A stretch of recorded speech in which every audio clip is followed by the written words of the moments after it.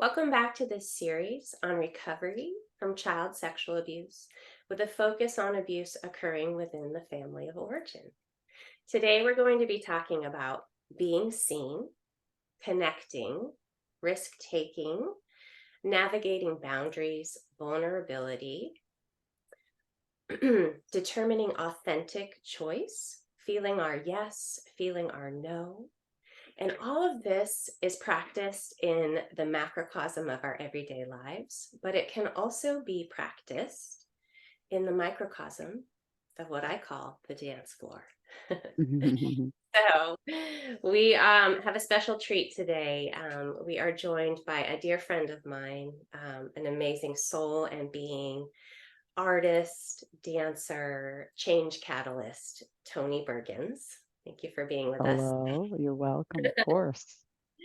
So, the two main points that we're going to be covering today in this whole interview is one, the benefits of dancing in community, especially for survivors, and two, how the unique qualities of journey dance, which is the dance form that Toni Bergins here has created, can be an excellent addition to a survivor's overall program and path of healing and re empowerment. So, those are two main areas. But before we begin, I always like to do a grounding and a centering so that the speakers can really speak from their hearts and that the listeners can take in what's being shared. And so we're going to take about 5 minutes to ground into our bodies and into this space. And Toni has agreed to lead this for us. Awesome. Well, thank you. Thank you for having me and everyone who's watching. Welcome. The body is, my home, after many years of practice getting in here. So we'll just take it for a second for a little, just give it a little dose of love. So start with your hands on your heart. And if you want to close your eyes, you can. And if you don't want to, that's perfectly fine. But just maybe like gaze out onto the floor and kind of, or maybe look up or just something, just get a little sense of the space you're in and rub your heart gently, maybe 3 or 4 times. And then you can bring your other hand down to your solar plexus and just rub the solar plexus a little bit. And breathe. Feel the breath in the body coming up. Feel your hands touching your chest, coming down. Maybe even the belly rising and falling. Just feeling the chest and let the air come out however it comes out. There's no right and wrong. You can exhale with a sigh or just or whatever comes out through the nose. And then just gently see if you could just like rub your shoulders, let your hands touch your arm, give yourself a little palpation of the arm, other side too. And then just rub your hands together. Let the hands fall down to the knees. Let's just roll the shoulders side to side, one and then the other, both, whatever feels good. Just little neck stretch. Just let your head fall toward whichever shoulder. Breathe into that neck space. Feel the space between your shoulder and your ear just opening up. The other side. Just go gentle.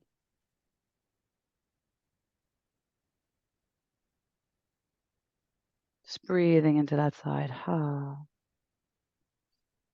like to make little circles in my chair. So you can make little circles in your chair. That feels good. Just releasing, circling. You could do the chest. You could do your pelvis, just little circles. And then just let the body, maybe let the arms sway a little bit. Just maybe let them lift up toward the sky. Little stretch. Oh, feel that. I love stretching. There's just something about stretching that just feels so good. It's like, oh, there's my body. There's the edge. There's the other edge. Spread your fingers out.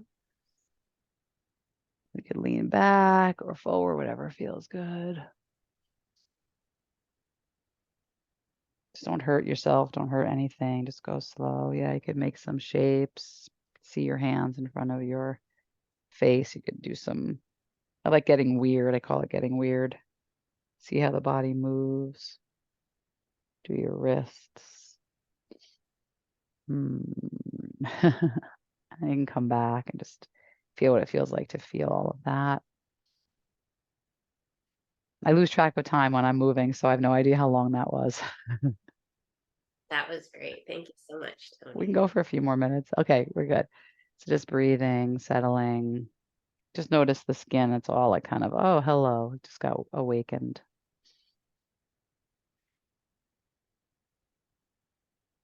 All Thank right. you. So you just got a visceral feel of Toni, and and I'm really bringing Toni in as, part of my series for my viewers to have a new resource, to have another resource to reach out to. Um, and so let me read Toni's bio, and then I'm just going to talk a little bit about my experience with Toni. So Toni Bergins is the founder and director of Journeydance.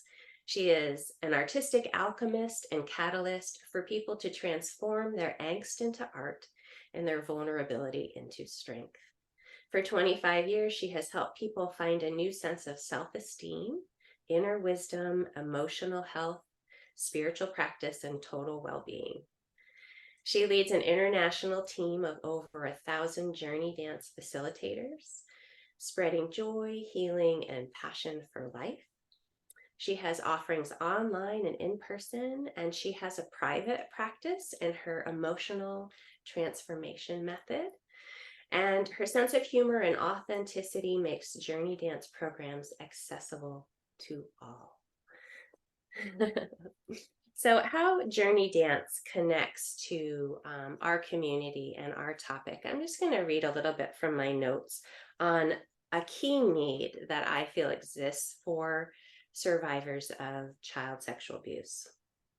Survivors need places where they can feel free, express, take risks, and be presented with choice. Choice is very important for survivors because their choices were taken from them as a child. So having the ability to be presented with choice and to feel confident in a choice is important.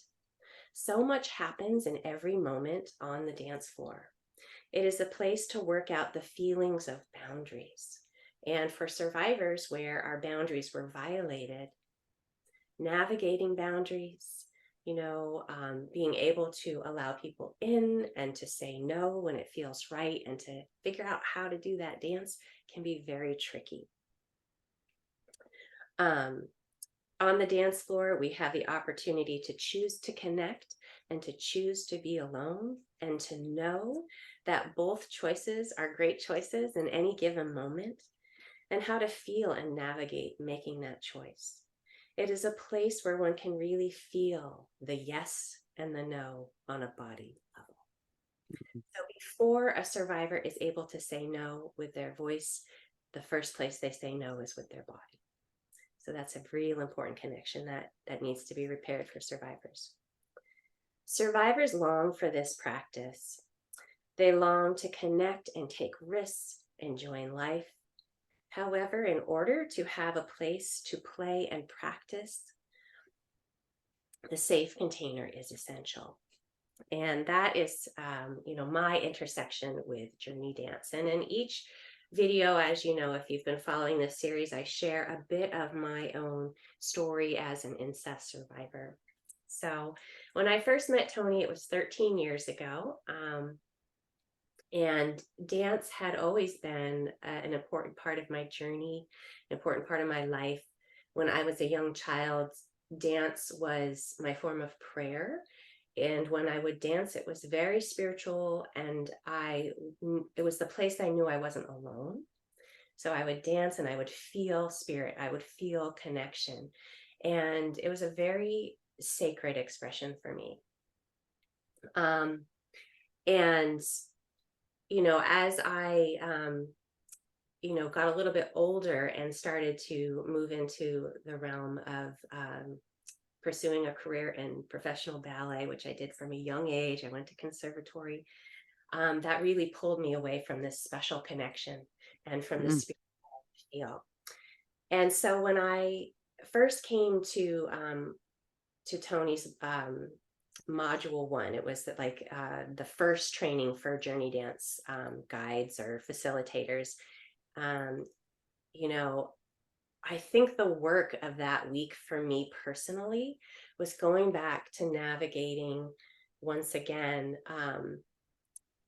all that was lost in those years of the ballet world for me.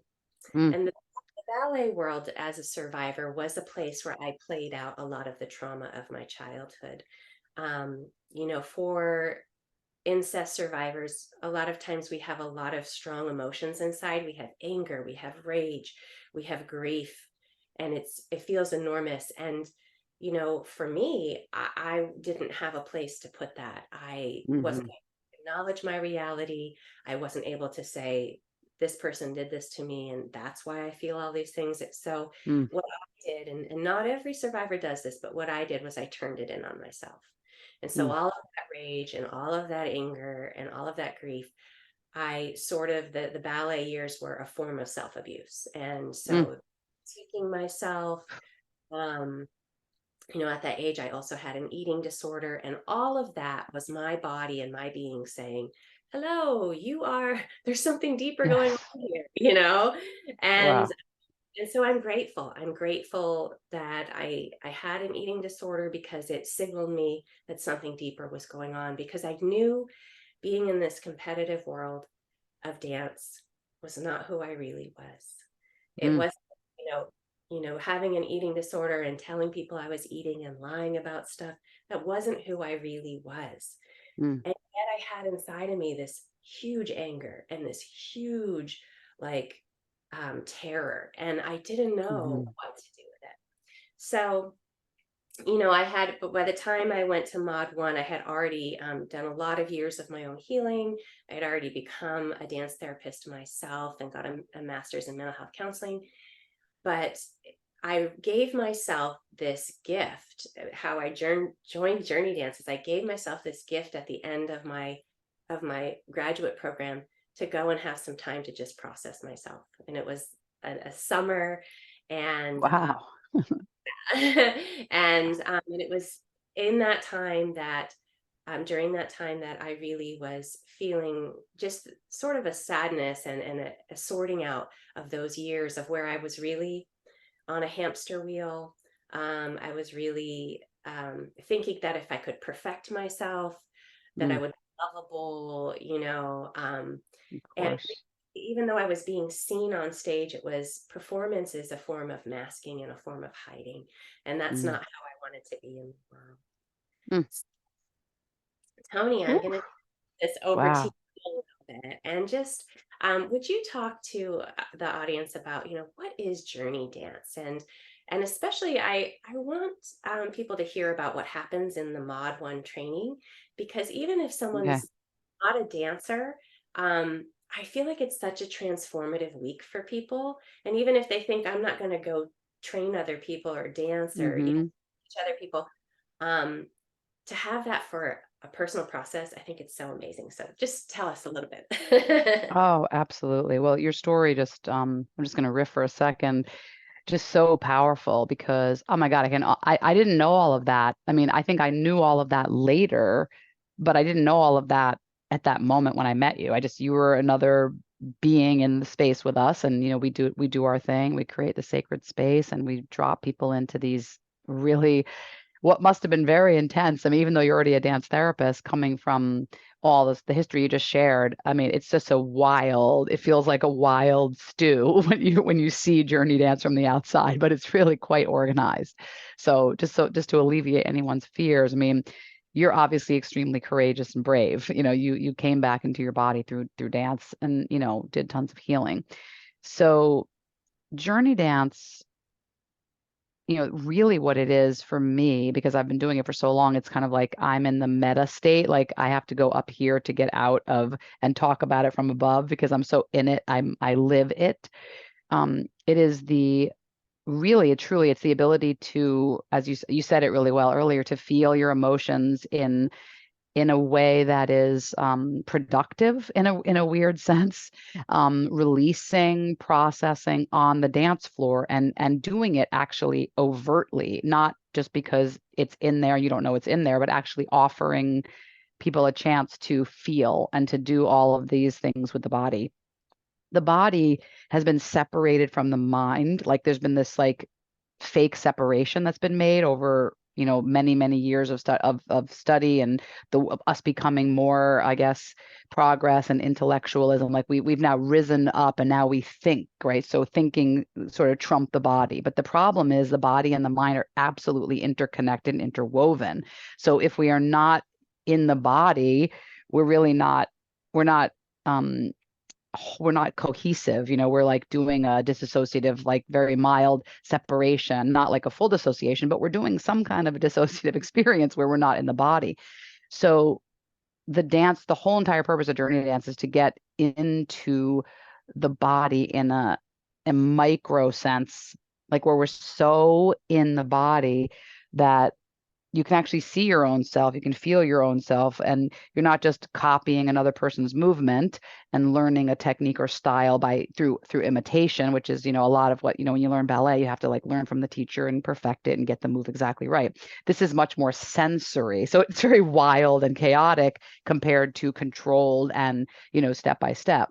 So when you ask me what is journey dance, my God, this is like the most difficult question. Everyone asks it, and I've had to answer it like hundreds and hundreds and thousands of times, probably over 27 years, um, almost 28 years, because I keep getting older. It is happening. So, how I would describe journey dance is a process of embodiment. It's a process of awakening. It's a process of deepening our connection with our emotions, and it's a process of actually like a mystical inquiry with soul. Like it's a chance to step out of reality into this kind of sacred space where you get to have a conversation with yourself, very different from other conversations. So even if I'm like, say I'm the therapist in a sense, right? I'm the guide, but I'm not in your conversation. I'm just guiding your conversation. So you're in your conversation and you're going to get information from the body, from movement. It's really quite different from talk therapy in a sense, even though there is a lot of process going on and there's a lot of listening, but it's you listening to you, which is it's a different muscle than being listened to by another person. It's very interesting. We need to be listened to by another person. Of course, we need to share our stories, have our stories reflected back. We need to be heard. We need to be witnessed. But there's a point at which when I can really hear myself, I've come to a different state of healing. It's kind of weird. It's like I don't need the outside to do it for me. I have my own boundary. It's kind of like when you're talking about boundaries, it's like, okay, I can say, okay, I see that I am really afraid to feel my sadness. That's okay. I love myself regardless of what I feel, but it's okay that I'm afraid to feel my sadness. I don't have to feel it today. It's kind of like giving this choice around emotions and how much you're willing to express. So let me just try to describe it in a more like actual way. So when you come into a journey dance, the first thing we do is we welcome ourselves to the space. We walk around, we see the room, we kind of see who's in the room, we take a little assessment. And your body is doing that on so many levels that the mind is unaware of. So you have this like sensory being that knows, especially when you have been through what you've been through, and all of the listeners, you have a sensory body that's going to respond to feeling safe or unsafe, right? Very, very strongly, hopefully. Sometimes we actually don't have that because it's all twisted up. But in general, we want to create this like safe space. So how I do that is what I call the welcome dance. So I invite people in, see the space, look around. You don't have to smile at anybody. You just walk the floor and start feeling your body in this room, breathing, stretching. And then we begin to come into this kind of unified field, all of us together. And I lead some movements. So at the beginning, we do some movements together, which creates this synchronicity. So we know we're all here together. We stretch, we roll, and then we start exploring the body itself on the floor. Floor work is very tricky, and most dances don't do floor work unless you're in like a very strict, like modern dance. You do a whole bunch of floor work before you stand up. Ballet, there's some floor work, but a lot more bar, but there's floor work in ballet. And the floor work that I'm doing is much more from an organic kind of, I studied a little bit of body mind centering. I would not say I'm an expert in that by any means, but I learned the developmental patterns. And what we're doing is I did a lot of, as you know, contact improvisation. So we're rolling around the floor. We're feeling a sense of our whole entire body being touched by the floor, which is very, the word I'm going to use is embodying. It brings you into, okay, this is the edges of me. Something like as a human, we're like, we could be so expanded and not even know the edges of ourself. And that's something that Journey Dance really brings. And then we move through the stages of Journey Dance. We go through um, a spinal kind of warm up awakening stage where we're like moving the body in different ways. Then we come to standing, we meet each other. We call that connection dance, which is super fun. And you get to opt in or out. And then we go into a little bit more of the emotional segment I call evocative emotion, which is where we tell our stories to the dance floor without words, just with the body. And that's where all the emotions come up. All the emotions are available. They don't come up. They're offered as an option. The music could be very sad and you could feel like, you could make shapes that express that. You could feel the music's very intense. You can make shapes that express that. And this is a part where we've really become like a group that is doing this together. And there's something in the togetherness of it that actually makes you feel more safe because everybody is going through something. Everybody has all these stories, whether they've been through exactly what you've been through or something else. They're all like, oh my God, we're all rah, we're all making noises, or we're all not weeping, but we're like we're letting our body express what it would feel like to weep, even if we can't touch the tears, which sometimes we can't, and it's not necessary. But we'll go in our own stages, through this emotional bandwidth section, I call it evocative emotion. Then we go into the clearing section where we're doing a lot of shaking and a lot of releasing and a lot of letting go. And sometimes sound comes up and all these things. And we finally arrive like in the heart space and celebration. And there's just like this joy that could be felt after all these other feelings. I never leave joy out of the mix. Like joy is always part of the mix. Like it's got to be there.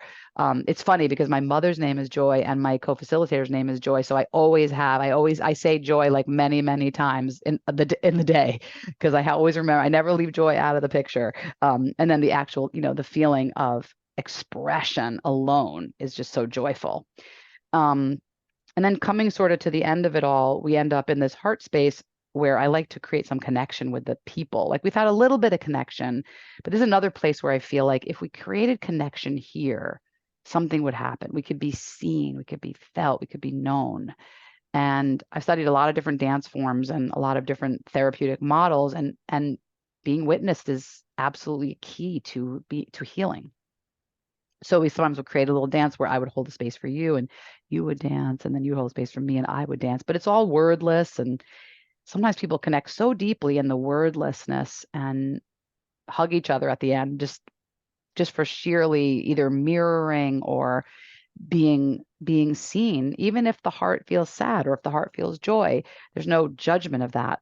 And then we go into what I call prayer, which is like this mystical space where I really feel like this is the key to everything. Why I do all the other things is to get to this place where there's a remembrance of who we are, who I am, who you are as a being of energy, a being of the, if you believed in any kind of like spiritual practice, a being with these boundaries, with this dense body and this expansive energy. But then there's like some connection that I can't really describe unless I talk about, source or spirit or the mystery.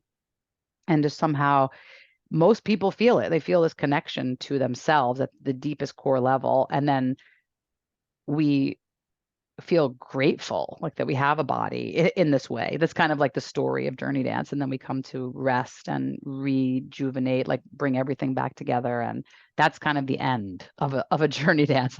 I sort of told it as a story. I didn't really explain what it is, but I hope that was helpful. Love it. Love it. Thank you. There's, as you're talking, there's so much that's coming up for me that I want to talk. Please. So okay, so the first thing I just want to say for the audience, and I've shared this in other videos, is just that I always have a balance in my own life and in my work with clients, that I'm a proponent of do no harm. And I think that certain alternative practices that open people up quickly And dance therapy is one of them, psychodrama is one of them, EMDR is one of them. Just because you can open someone up does not mean that you are a good therapist or clinician or anything like that. Is you have to be safe with it. It comes with a lot of responsibility. And one thing Absolutely. I love about Journey Dance is that it opens people up, um, but in a safe way and to the degree that is appropriate. And so I have, when I work with clients or just friends that I know, I always recommend people to try Journey Dance because it's a great addition to a program that's already in place. If you already are seeing a therapist or doing some kind of deep group therapy, then you can use Journey Dance and it supplements and supports and complements the work of, Mm. and I really believe that. And I don't say that about a lot of practices, you know. And I know for me, one of the reasons I was drawn to Journey Dance is because I wanted to dance in community, but certain other dance forms did not feel safe to me. And it did not feel held. And so I want to pause here and just talk a moment about, holding space. Absolutely. And anyone who's ever like taught a yoga class or, you know what it means to hold space. And if you've been a participant in some kind of class or a healing modality, you can feel that the facilitator hold space to a certain degree. And this is where I want to talk a little bit about you, Toni, and acknowledge you. And is that Mm. you've created this format that anyone can take, and people can take a class in another country or in almost any state. You can look up your database on your website, which is awesome. But also, I just want to say to my viewers, you know, if you ever have an opportunity to take a class with Toni, you really should. You teach weekly, pretty much most of the year at Kripalu, correct? Yes. So And I teach online every Tuesday at 12 o'clock. awesome. Awesome. So in person, it's the Kripalu Yoga Center in Western Massachusetts and the Tuesday class online. But the reason I suggest that is because um, one of the reasons Toni is so important to me is, dance has been a very key part of my life. And I've always felt that I have had something um, in me that my dance could heal myself, but there was also a purpose to heal others. That my dance Mm. was, in a sense, a sort of intercession for others. And Mhm. when I see Toni, from the moment I met her, it was like, the moment I met her, I could literally see this woman shows up to her practice every day and has for years. And I just see her like, digging and digging and digging faithfully because she has such a passion in her and almost a sense of mission Mm.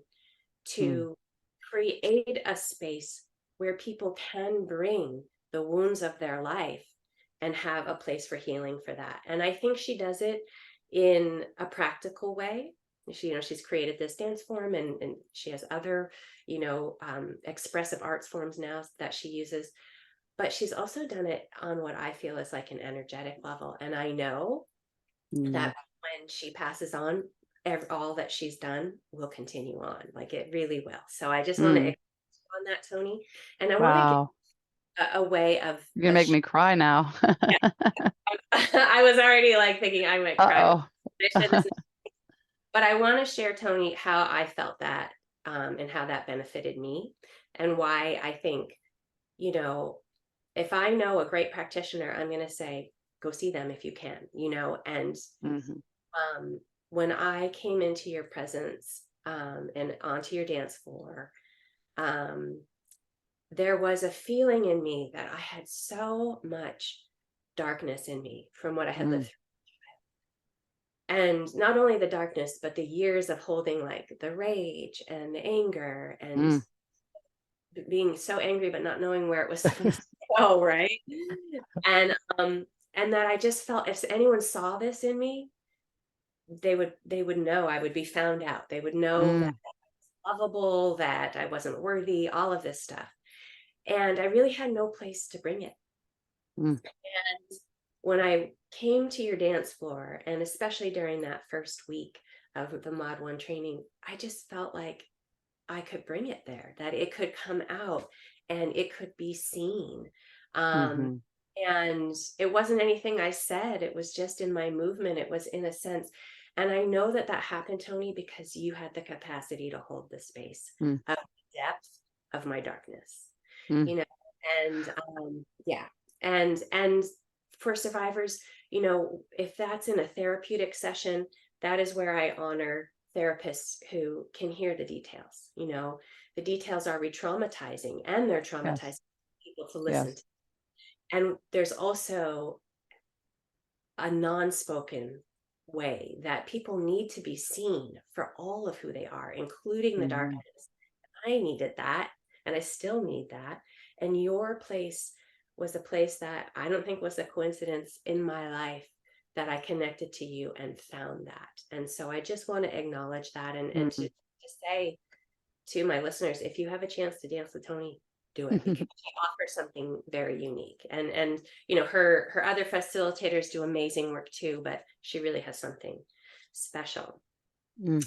Toni, I'm going to transition here, and I'm going to talk a little bit about, share a little bit more of my story, and take you back in time 8 years ago. Mm. And this was a summer. It was also a Mod 1 training.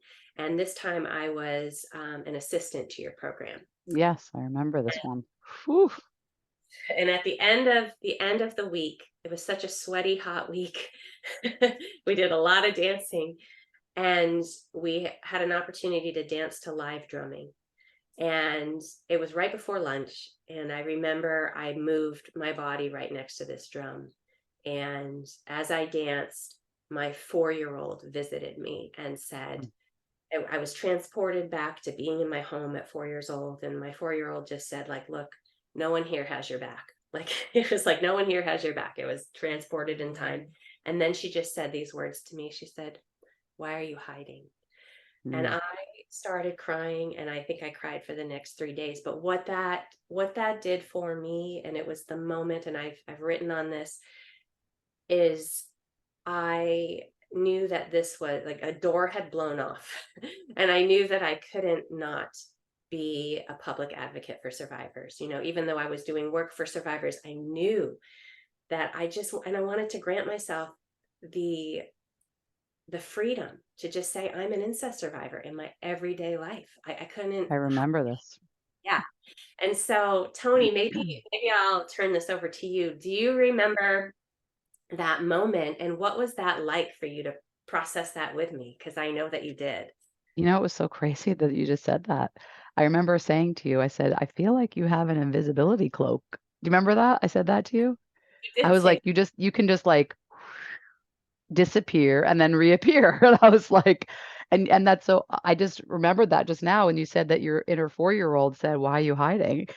And I saw it too, in the way in the way, and I understand that as a defense mechanism. Sure, you had an invisibility cloak, like you could like literally disappear, and that is a skill. That is a skill. That's not something to beat ourselves up about. It's a skill to be able to say, I know how to, so I will not, I'm serious. This our defense mechanisms are brilliant. I mean, we're absolutely brilliant, everything that we do.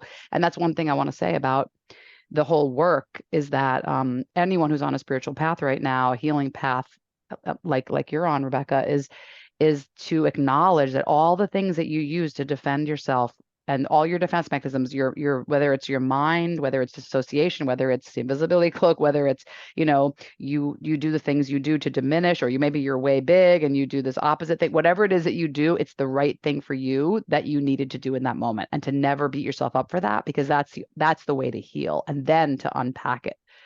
And I feel like when I remember that, I remember that moment and you saying, I have to do this. And I was like, you have to do this. There was no question that you knew that you had to do this. I remember. And we sat there and it was like, I could have sworn like we put like a little scarf around you or something. I don't remember exactly what happened, but Yeah. No, I remember. I was supported Yeah. by the team, for sure. Yes. Yes. And then Yeah. I I was remember. cried for like the next 3 days. Like I Yeah. would walk. I was still at Kripalu, walking through the halls. Yes. It just was, but it was great because it was so healing.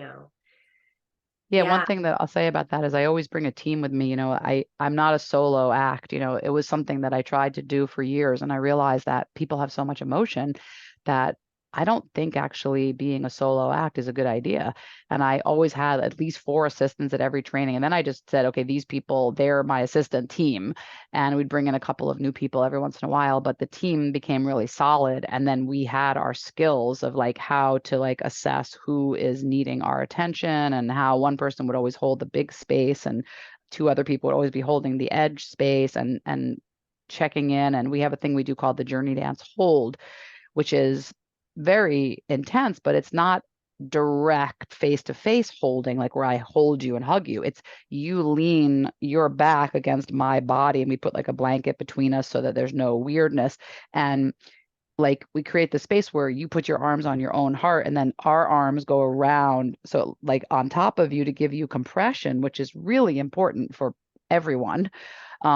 It's an embodying boundary thing, but it's also a chance to just release and cry in a being held without the person directly at your face and nobody shushing you. Like one of the things that we learned over the years of teaching journey dance is that the shushing is a real problem. They call it the tissue issue in some things. Like as soon as someone starts crying, we run and give them tissues and then they stop up the tears and they're done. But that's not actually how emotions work. They work where we need to release them and, a minute or two, and then they usually pass. Now, if somebody goes into a big, big release that they can't stop, we'll go to them and say, "Are you okay? Are you releasing? Where are you right now?" And if they can talk to us, we let them release. And if they can't talk to us, obviously we come and we bring aid. But it very rarely happens that anyone needs aid. What mostly happens is they need to be seen releasing their emotions. And it's not like it doesn't happen like, every single class, or mostly at, workshop settings where people are really dropped in. They'll have a larger release than a smaller one, which we can have throughout a regular journey dance. But it's interesting because what I realize as you're talking is that, you know, the bandwidth of emotions is what I'm working on all the time. Because in my family uh, of origin, and I won't go into all the details right now, but there's a lot going on there. I can relate to a lot of what you're saying. And there was a lot of repression and hiding and uh, what's the word I want to use? There's like a brilliance to the level of uh, diminishment of emotions in order to be safe, right? So there's like this, okay, I will be this in order to be safe, right? So to be this perfect little whatever line there is impossible. So it's basically like trying to do something impossible is basically what we're trying to do to be safe. So in Journey Dance, I created it absolutely for myself to have every emotion available in a full display without harming anyone or myself. Like that's basically what I created. So it's like sometimes we'll do something that's, I created a thing that I would love to share with your listeners, because it's really, really changed my life. And many people who are trauma specialists have studied what I'm doing and they're like, oh my God, that is this thing called, and I'll tell you what it is in a second. So I have people create this box, with their hands, like, and it's like a mime because I'm very into theater and the music's really loud and annoying. And I have you literally feel what it's like and say, what is your box? And your box could be anything from your past. It could be voices in your head. It could be, all the things that the box is. It could be society. We have so many boxes and so much stress right now in society, but it could be, anything. And how you decide you're going to feel your power, feel your legs, feel your arms, and start punching this box and actually doing physical punching, things that like you don't normally do in a in a setting unless it's very therapeutic or totally violence, which is not what we want. So we do it to the box and we break out of the box and we slowly take the box apart and then we break the box down, and like it's kind of a physical anger release. But what I learned from someone recently who studying various forms of trauma, getting a trauma certification, and like all these, they're just obsessed with trauma right now, and they're on my team, um, that there's something called the act of completion that in dance therapy you can do it also, where there's like a movement that is completion that you didn't get to do in the trauma. So like in the trauma, you shut down, you don't get to complete the act that you need to complete, which might be like, it might be, it might be a big, no, seriously, this is serious. Like it might be a big, giant, yell, shout, all the things that you don't get to do. And then suddenly you're doing it on the dance floor, like, ha, ha, hoo, ha, making noises, punching the space. And then boom, you burn this box that you created in a fire and it's over. It's got this completion to it. And it's actually physical completion, which is kind of a strange thing to say, but there's actions that are incomplete and you get to complete them in one of these particular dances that I created out of just sheer wanting to break out of the box of my own thinking, my own box that is there, all the negative thoughts or whatever. So after that, we celebrate with this big crescendo of being free. And that is like, the opposite of being in a box. So it's like this chance to, I feel like on the dance floor and with psychodrama kind of woven in, obviously, because there's no box around you. It's a visualization. You could do it or not do it.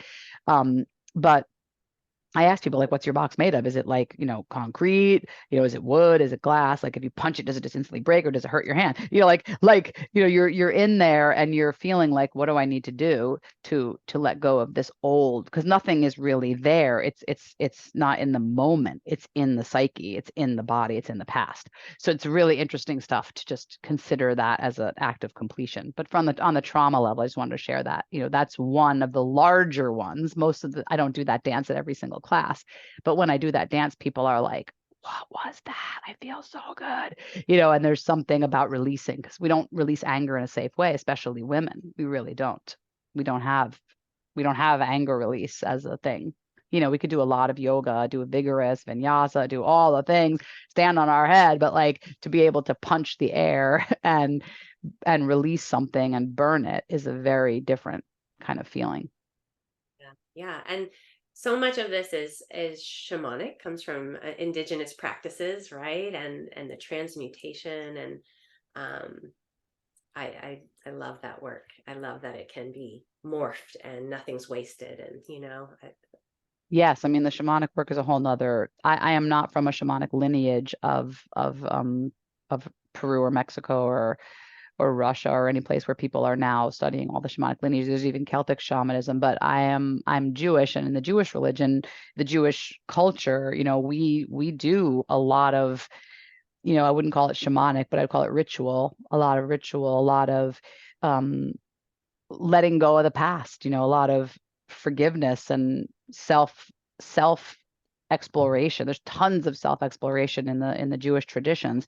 There's all the holidays every year we do a big cleansing, so it's kind of like doing it on a daily basis, doing a big energetic cleansing and forgiveness practice for ourselves. It's really about self love at the end of the day. I don't ever make anyone do any kind of forgiveness. I am all about self forgiveness. And maybe in time, forgiveness comes for some people, and for some people, it doesn't come. And but it has to come for self. It has to come for self because that's I think one of the biggest keys to healing. And there are many indigenous practices that talk about self forgiveness.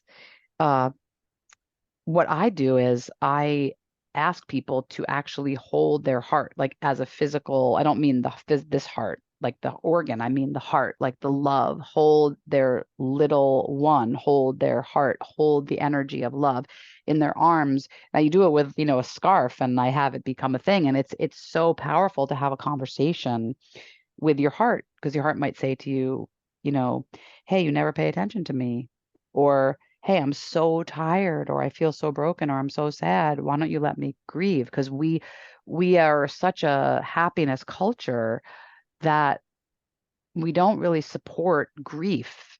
And it's really, really necessary because there's so much repressed grief, and that leads to, all kinds of things in the body that will show up when we repress the emotions. So to be able to hold your own heart, and sometimes it'll feel sad, sometimes it'll feel happy, sometimes you'll be like, oh my god, I feel so good, I've been taking care of you. And there's this way that we turn all the love onto ourselves that we give so easily to everyone else, because most people are givers.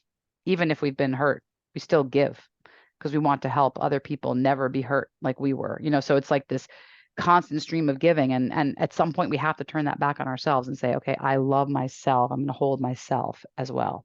So these are some of the important kind of aspects of the psychodrama parts of journey dance. I love that. It's so powerful. Thank you, Toni. Um, so coming back to, the reality for someone who was sexually abused as a child, a Yes. statement that my friend Deborah made years and years ago. And she said, anyone who's ever had their body held down has to dance. Yes. And, um, I just feel that movement and Absolutely.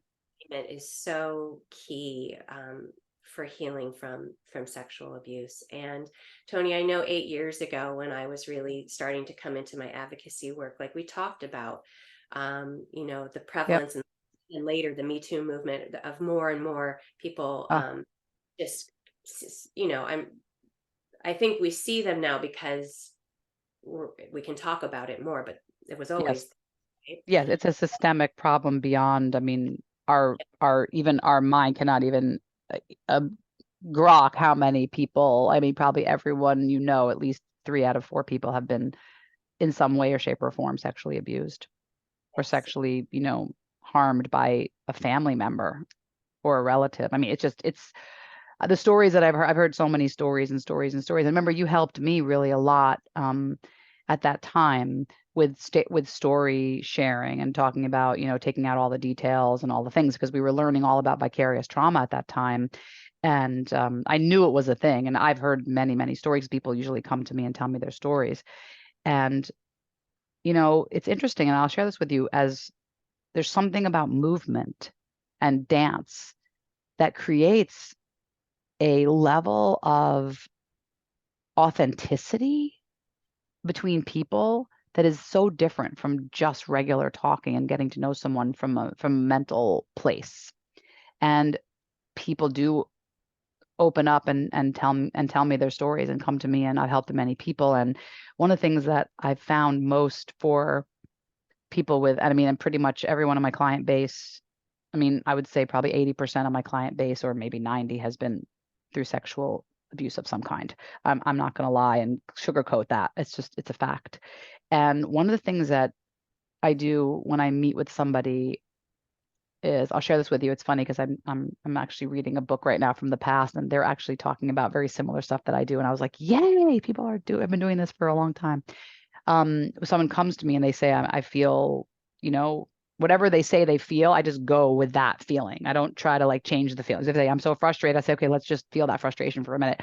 I let some sound out, whatever. If they say, oh, I'm feeling so shut down, like, what does shut down feel like? Let's make a ball. Like, I just go right for whatever the feeling is, because the feeling is either protecting another feeling, because feelings are like layers, or it's the actual feeling. So we just go into it.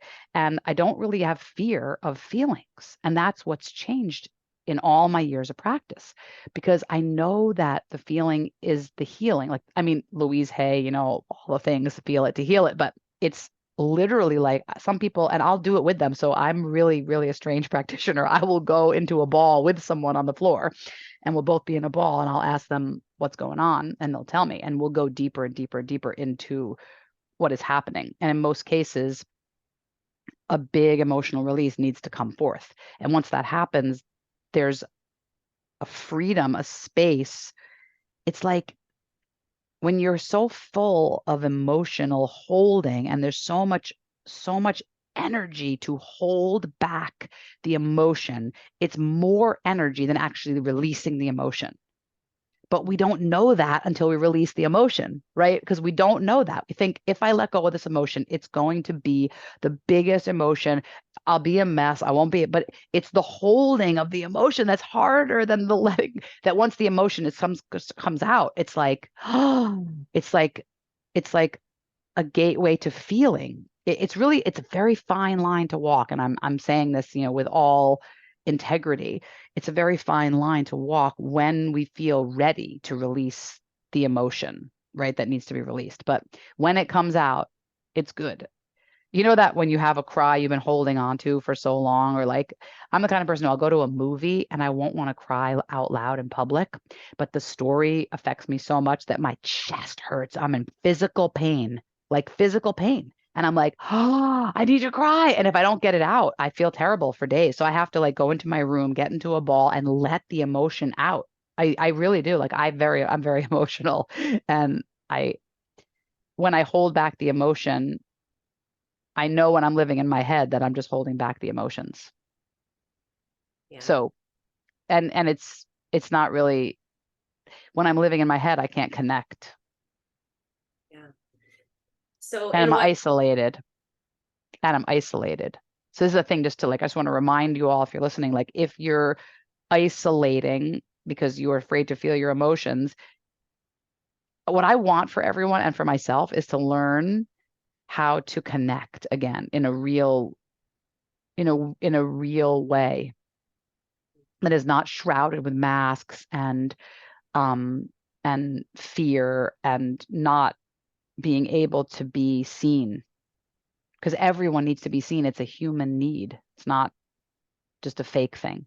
It's a human need to be seen, to be held, to be known, right? To be revealed to each other. It's deep.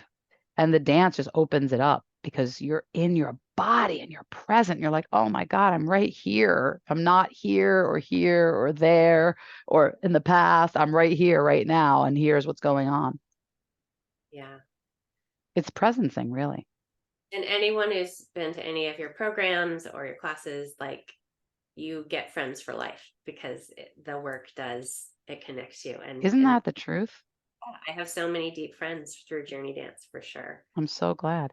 Can I share one story about somebody? So I'm not going to tell, anything about them, but just that a person took a program of mine. It's called The Remedy, where we do movement and writing. And this beautiful, amazing, gorgeous soul had some of the most intense trauma that I've ever heard in all the stories. I've heard a lot of stories and a lot of stories, a lot of very painful, very sad stories. And this was probably at the top of the heap for me. Like I've never heard anything so awful. So I'm just being honest. And I watched this person break down, and luckily there were, tons of us there. We held this person, we moved with this person, we heard the story, we felt the tear, we were holding the tears. There was a lot of emotional release. And this person has enrolled in training and did an entire year with me.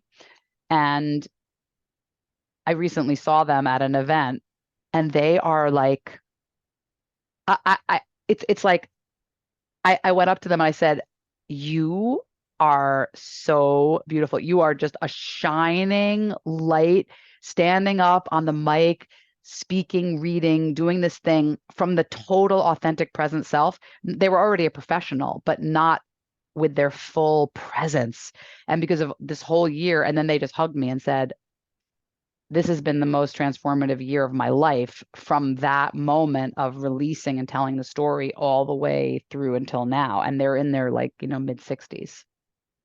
So what I want to say to you is if you're on your path, don't lose hope. Don't lose hope. I could cry because this person is so beautiful and they did so much work and they dug so deep and they did the feeling and they did the healing and the writing and the processing and they've come through because of all of the and now they hold space for other people so beautifully and can be there for someone when someone else is having their moment. It's really profound watching this woman heal. And it was, childhood sexual abuse. I mean, that's just the truth. So, Thank you for sharing that, yeah, Toni. yeah. And I'm sure I like, And it was just last year. I mean, this is a real recent person. yeah, no, that's beautiful. Who knows Yeah, who needed to hear that, so that's yeah. awesome. Um, and working with, I've worked a lot in schools and with kids with um child sexual abuse and it's a little different when you're working with adults, Hmm, hmm. But it's tricky business. And as you said, like, you know, one of the parameters is not sharing the details of the abuse, being Yep. very unless someone has given you permission or, it's in a Yeah, right in set. that story that I shared, only that person shared with me. That Oh yeah, person did not. Yeah, yeah, no, no, no. And I not with the group. Yeah. fully trust you on, yeah. Yeah. But I remember, you and I, Tony, we even wrote a proposal one time thinking about doing Yes. um, like a whole retreat for sexual abuse survivors. And, you know, sometimes it becomes a little tricky because, we were going to have therapists and psychologists there and, line it up and just to make sure we were really safe. But, I still, as I'm moving forward in my work, I have visions for that. And, just We will speaking it. find the right place for that. I think that, and I want to speak this honestly. I think that there's there are certain words that create all kinds of stigma and fear in the culture, right? And that's one of them. Just like, you know, any kind of addiction that's to an extreme level, these things really bring forth tons and tons of stigma and fear for people like, oh, I can't, what if they can't hold it? What if something happens, blah, blah, blah. So this is the real work. And this is why what I love about Journeydance is really there is no story. Like I would never had known that person's story if they didn't choose to tell it to me. And they still would have gone through their whole transformation that they went through without me ever knowing where they started and where they ended with it, because there's not an actual story to be told. It's through the body. And that's what's so really there's something mystical, as you said. Maybe the word is shamanic, maybe the word is, you know, spiritual. I'm not sure what the word is to describe what happens when the body tells the story. It's something else. And of course, the mind is always active. I'm not going to say your mind just doesn't disappears. I mean, your mind's still there and your mind still has its story, but sometimes it takes a lot of times of doing that break out of the box dance, right? Sometimes it takes a lot of times of doing that holding your heart dance. Like it's not just like some people, it's one and done. They pop in, they get into their body, they're like, oh my God, I've been out of my body for so long, now I'm in my body. And they're like their life changes, right? But for other people, and with more layers of abuse that and more trauma, it's going to take more time to do the unfolding that is necessary. And there's no rush. It's not like we don't do the anger dance all day long. It's like 1 3 minute moment, in the midst of all kinds of other movement. And some of the movement is joy. I want to talk about this for a second. One of the segments of Journeydance we call Funky Connection, where we're just all doing our thing. And I create little bits of connection. I say, notice somebody and just like look at them and just have a little dance and then walk away. I'll say, come closer to somebody and follow them through the space, or like follow each other through the space, move together. And then I'll have somebody now face to face, now copy maybe for a second and then say, like, what does that feel like to be seen, and then walk away from them. And then I would add things like, you're so amazing, you're so beautiful. I don't say beautiful, I was very specific with my word choices. I say, you're so divine, you're so amazing, you're so inspiring, you're so funky, you're so creative, and you're so marvelous. I never say beautiful because I think that's a word that's can create other things. I'm very careful with the word choices that I use. You're so spontaneous, you're so wild. I pick words that are very fun, and you're dancing with a person and you feel the way they feel. So we're connecting in this very positive way, because I think, and I'm not going to lie to you, I think many of us have social anxiety of certain kinds. And when we're thrown into situations where we don't know how to interact or connect, or we don't have something specific that we have in common, you know, what are we going to talk about? What do you do? What do you do? Like that kind of stuff. So I love in Journeydance, I'm creating this socially acceptable moment to give somebody a compliment and to like receive a compliment and to feel good and to feel joyful. And that could be the healing that person needed, that they just never show their joy in public. They're always not showing their joy, because joy can be risky, right? But when you feel like you can express your joy fully and freely, it's very, very exciting. And it brings all this positive, dopamine and, this body, um, what's the word? Like the cycle of the body, knowing that our body is this chemical factory and that we can create these states of joy we realize that we do it and then we can do it again and again and again. So that's kind of like for me one of the more exciting parts about Journey Dance is that it's always, I love the fun section. But I think everything's fun, so even feeling my sadness can be very freeing. Mm. Thinking about social anxiety and connecting, you know, for abuse survivors, there's always that mantle of otherness, like feeling that you're on the outside or that you're not a part. Um, and the opportunity for connection and in on the dance floor where someone's seeing you, and I'm here and I get to take up this spot, and I have just as much of a right to be here as the next person and the next person. It infuses you with value. It Yeah, infuses you with a sense of belonging, not that you're better than someone or less than someone, but it's almost like, part. Yeah, right, like African dance is a circle, it's not a hierarchy, the dance formations mean something, and so when we're dancing on a dance floor in a shared community, um, and you are part of that, it gives a sense of belonging. It gives a sense of, I have a right to be here, I have a right to be seen, and we might think someone doesn't need that, like I need that, like I think we don't realize how much people really do need that, just to know that they belong, right? absolutely. And um without the story, because no one knows, like that's what I love about the dance floor is that we're like anonymous in our actual stories, but we are in a shared space knowing that everyone in the room is going through something. So like I like to create a massive empathy field where I say, everyone look at each other and just say, I wish you all your highest healing now. Whatever you're going through, whatever's happening for you, this is a chance to process it, move it. I want to speak about that.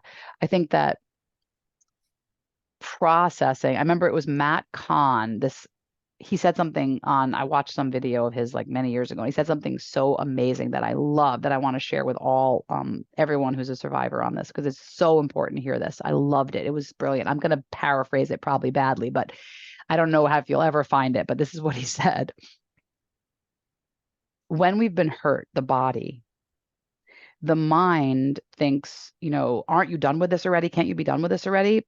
Because the mind, this essence, this spirit mind has been here thousands and thousands of times and is so fast, right? Think about how fast your mind is, right? It's like most people, it's very fast. Like the mind can do all kinds of things.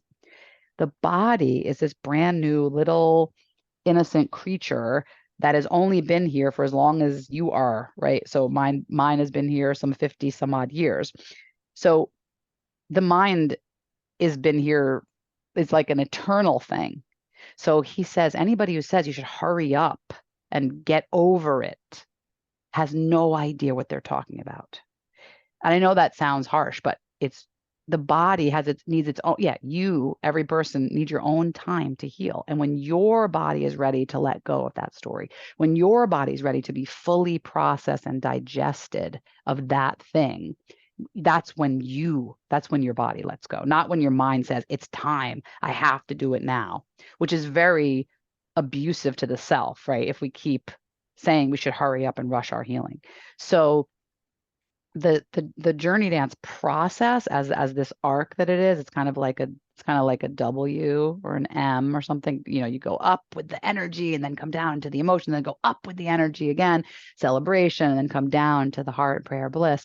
It's like every time I do that, I'm digesting more of my experience. I'm processing more of my stories. I'm feeling more of my body. I'm letting other things go. And it could be that something in the daily life triggers an old memory, right? Something's happening or you hear a story on the news and you're like, oh, and you're like back in an old memory. Well, that needs to be digested and processed and moved through. So it's like, give yourself permission to take your time and to just process everything that needs to be processed. Like, and I think you're such an example of that. Like you're willing to just keep showing up and showing up and showing up, just like I'm going to keep showing up and showing up and showing up and showing up. yeah, that's a really important message, Tony, that the healing process, like, when you if you were sexually abused as a child, like you're it's going to be with you your whole life. It's like a piece of your arm, Yeah. Mhm. it's just there, and it's how you integrate it, but it's not anyone who says like, can't you just get over it, is just not educated. And you mentioned forgiveness, and I thought that was so insightful of you and how you handle using that word, because anyone who says to someone you have to forgive is not Yeah, trauma in, no. No. and that can be a form of re-abuse, so um and sometimes people, to silence others in families, will say just forgive and forget, and Right. so Oh god. right, Mhm. so much of that, hurry up in your process, or that there's an end to it or whatever, is just not really understanding how this Can works. I share something else about that you just made me think of? Okay, so this is really I'm gonna go a little deeper now. Um, so having my own experiences, um, I know that sexuality can be a real challenge for people. For me, for everyone. I think we all have had we have so many, there's so much, it's such a packed, uh, deeply shrouded, not talked about healing thing that healing issue, whatever, however I want to say this, that needs to be worked on and healed.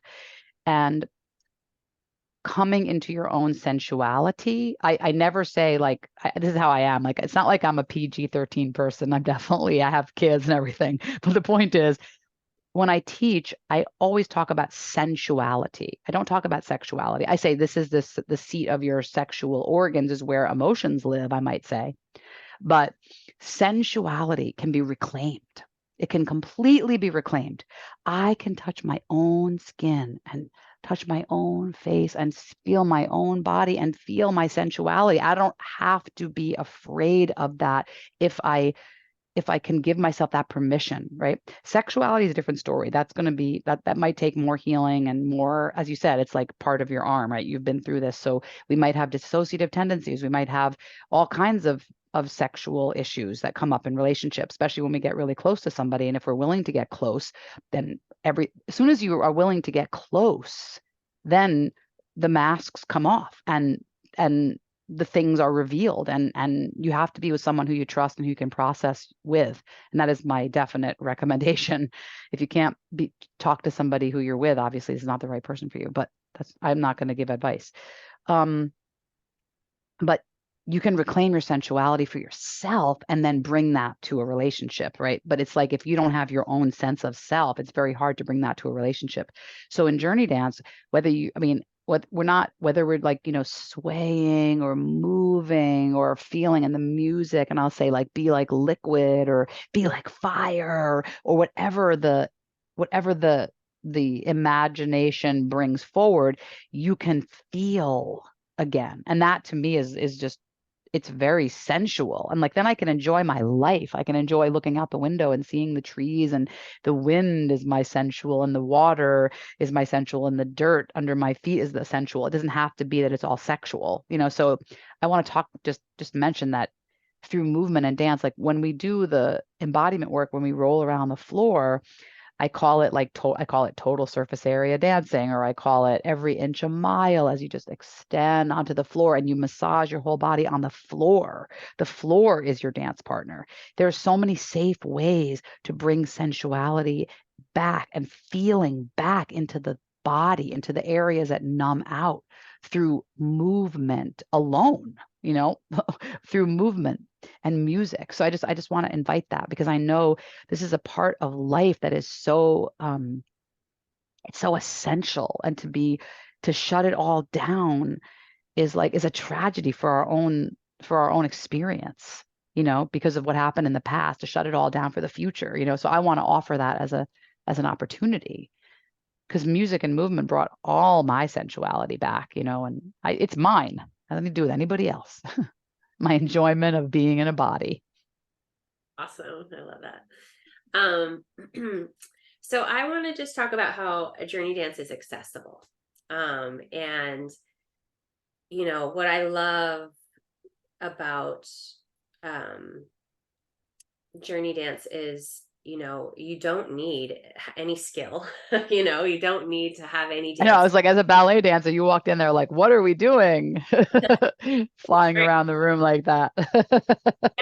But what it did for me was it brought me back to the authentic movement. And, the term authentic movement for in my life, after I left the ballet world, I spent a long time doing my what I termed my own spiritual dance. And what I Yes. would do is I would not move from my mind, but I would pause and I would wait to be moved. I would let something move. Yes. And when you do that, when it's authentic movement, the movement surprises you. The movement breaks your heart. The movement breaks you open. The movement Absolutely. almost like a prophetic power to it. And so Journey Dance is that. I mean, you guide us in your scripts all the time of like, you know, um, move from stillness, Yeah. listen, lot of Hmm. listening, and giving yourself permission, because creativity is a receptivity. You receive the movement rather than come up with the movement, and Yes. is the Mm. so anyone can do that. And it's going back to being a child. It took me years to try to be like, what I had as a child was so beautiful. I had to get back there, and all body types are welcome. It doesn't matter what. Absolutely. Tony, I was just dancing with you like 2 weeks ago at Kripalu, and there was a 90-year-old woman who had trouble hearing, and she had Yes. seeing, and I know that because she told us after. And she had a chair, and she was in the circle, and she was participating, and people were including her, and so if you can't walk, you can be part of Journey Dance. Like anyone can come, and that acceptance, and it is so, when you're talking about performance, you're going in the wrong direction. And for me in my life, a theme in my life so much was, I grew up on stage and in a family that was very performance oriented. And Mm. that was a big fat mask. That was a way to, Yes. and to have to unlearn that and to figure out, who am I and what is my movement and Mm. what are my words. Hmm. So a journey dance is such a practice that anyone can come to. And I also want to say, even though we've been talking about everything that happens in the class, what is so beautiful and what I love about dance therapy in general is sometimes choosing not to participate is the win. Yep. Because for um, people that grew up in an environment where they weren't able to say no, or their no wasn't recognized, to be a part of a class and say, I'm not going to do that, is like a huge step of progress. For Mm. some people, it might be the first time they've ever said no in their life. And I know for myself, I used to go to classes and not do stuff just to practice saying no, just to feel what that could feel like. Sometimes I go to yoga class and just lie there the whole time, just because it felt so good to be like, no, I'm not kidding. Like I really would do this. No, I believe you. And so it's the opposite of get with the program. It is the opposite of like, Right. we're all doing this step and you have to move this way. And that's why at the beginning I said, we're going to be talking about choice and risk taking. And sometimes being in a class and choosing not to do the protocol Right. is Or a, not to go into the middle or not to do the thing on the side or whatever. You but know, it's your to yes. self. Hmm. And just to Or add to that, you said something about at the mod one, I'll share one more thing. So, I do use the from the from the study of yoga and the Hindu religion, there are, the chakra system. So we use back when I first studied, when I first started dancing, I was at Kripalu, which is, a whole center based on all of that work. So I've since, kind of shifted my work quite a bit, but there is a truth in the fact that your body, has a yes and a no. So when we work on the empowerment, we call it the empowerment chakra, the empowerment energy, um, we actually talk about how do you feel your yes and your no. And we practice that. We press on each other's hands and we push and we feel like, how do I feel in my body? Because most people, like, some people overwrite their sense, right? So I have a sensory system right here in my solar plexus. Like I am a sensory being. So I feel my no, very strongly. I know what it feels like. It's like a clenching of the gut. And I'm like, no. But like some people that takes years to discover what their no is. Your no could be, just you could have overridden the system because you had no choice, right? So now you like don't know what your no feels like. Or your yes could be this like feeling of like, yes, oh, I like this. And sometimes they get twisted and mixed up because of our trauma, which is very important to discuss. So if I know that my history of relationship choices have been really bad, I'm going to look at, okay, wait a minute, what have I been using as my yes and my no? I've done this many, many times and I've taught many people how to do this. Okay, well, if my yes means I feel super excited and my lip is sweating and I'm like having like this reaction, oh, that could be a no actually, because I've had so many of those that have been a no later on, right? So it's learning what does my body say to me? So what I've learned is that my yes is actually this relaxed feeling and that my no is like a blocked feeling. There's a difference between an excitement because I don't use that anymore from my yes and my no because I get excited about things all the time. And then I realize, oh, that was a bad decision because I just went, that was just mind. I was not really listening to my heart. Or I might go into my heart and say, is this a yes or is this a no? And get it from a different location. So I just want to offer that we do discuss that. And it's something at Mod 1. We go through all of these areas of the body and ask and turn them on and turn them down, turn them up, like kind of like dials. It's like the emotions are like dials to me. And if I can't feel anything and all my dials are down, then I know I'm a little bit stuck. And if I can feel something, even if it's anger, that's the opening to all my other emotions. If it's sadness, that's the opening to all my other emotions. Because I want to feel joy at some point, right? So it's like the bandwidth is like in AA, they talk about, numb it out, numb it out. Like if you can't feel anything, if when you can't feel one thing, you can't feel anything.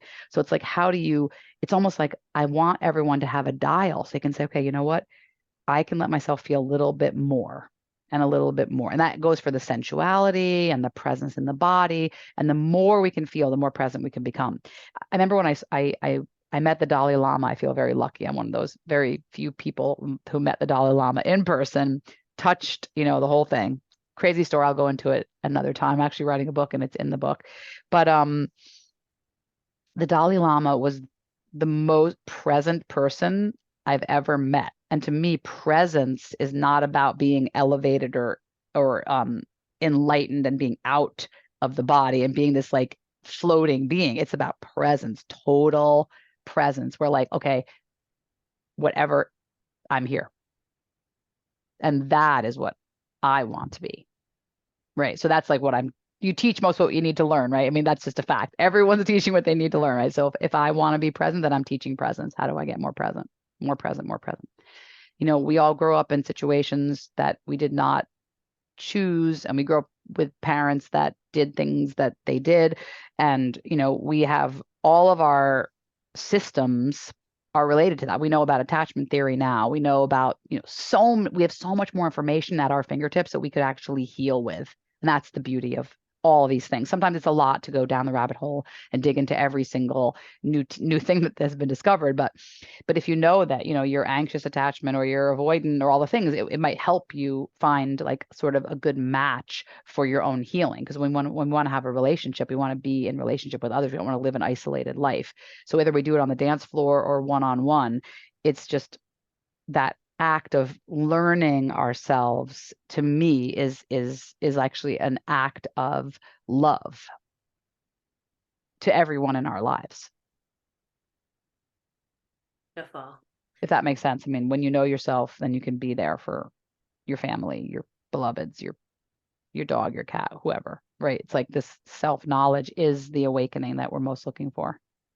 So much to talk about with this movement work. And just I want to say one more thing just about music. And I think music is so essential, even if you don't want to dance. Let's say like you feel frozen and this conversation is like scaring you and you do not like the idea of this.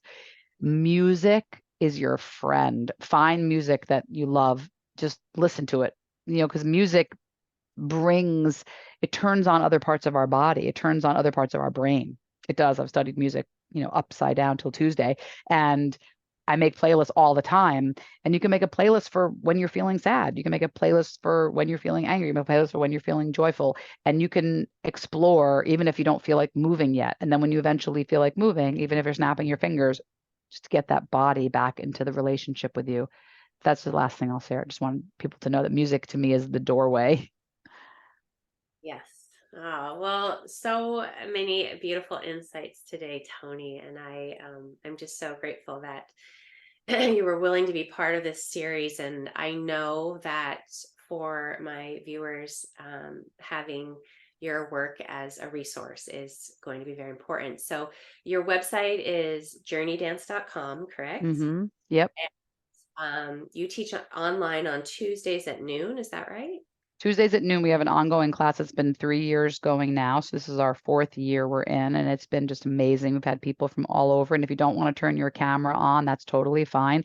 You don't get filmed. Only we film the classes for me, and it's only the speaker view that gets filmed so that we have actually like, because so many amazing things happen. I do no repeat Tuesdays, so I haven't repeated myself in 3 years, which is extremely difficult. I mean, repeated playlist, of course, I repeat myself, but always different music, and you get the playlist afterwards if you come to that. On Friday mornings, we have a really beautiful thing. If you just want to do a little bit more of a toe touch into the movement, it's 30 minutes of movement with 15 minutes of writing with these amazing writing prompts that Joy comes up with that really take you someplace. And you either respond to them or you react to them. It's up to you, the writing prompt. And then people write, and then they go into small groups of 4 or 3 and share. And then the larger group, if you want to read out loud. It's a beautiful way to practice being seen through writing, not through movement, if that feels more safe for some people. And yeah, then of course I teach at Kripalu pretty much weekly. My schedule changes a lot because I'm traveling and stuff. But our next teacher trainings are every year. And if you want to join us at some point, please just go to journeydance.com and you'll find us. And Do you have set days, Tony, that you dance at Kripalu? Is it Saturdays or? it's not really set anymore, no. Yeah, that's the whole thing. It's moving around a bit now. Wednesdays, Thursdays, Saturdays, it's kind of round and round. You could call and find out. But I do teach also workshops and other things in other places. But I want to add one more thing, and that was, oh my goodness, was about teaching. I'm not gonna remember now, sorry. Oh, I know. Is follow me on Instagram at Toni Bergins at Journeydance Official, because I do post little dances. So you could see a little bit of Journeydance. Like if you look at my Instagram, you'll see I'm doing these reels right now that are just little pieces of the dance. So you can see what it looks like if that it makes you feel more invited to jump in and take the risk. I know it is a risk to like go and move your body for an hour and 15 minutes, but it's definitely worth it. Um, for the sake of your body alone and your mind and your heart. I love that. So I'm just going to say a few things before we end here. Just a disclaimer that I didn't give at the beginning, but just Yes, sharing that what we shared today is my own personal opinion and our own thoughts, absolutely. and is not a substitute for professional medical or therapeutic advice. So please do get those supports if you need them, or if any large emotions came up today. Um, and then Absolutely. Yes, and then I just want to say that I do have a vision in the future to do survivors retreat, and I definitely want to include Tony in on that. So I um, would be honored to be part of that. so that would be amazing, and just giving gratitude for this gift of the arts and of dance that we can use to heal ourselves and share our joy in the world and let ourselves be seen and re-engage with life. So thanks so much for I love that so much. My motto is turn your angst into art. And I believe that dance is one of the most amazing arts because it's not capturable. Once we do the movement, it's gone. It's not like anyone can ever look at it again. Something about dance is just so magical to me as opposed to other art forms. But I love them all. they're very good. So Tony, hang on just a second. I'm going to stop the recording and then I'll say goodbye to you. So goodbye, everyone. Thanks so much. Thank you so much.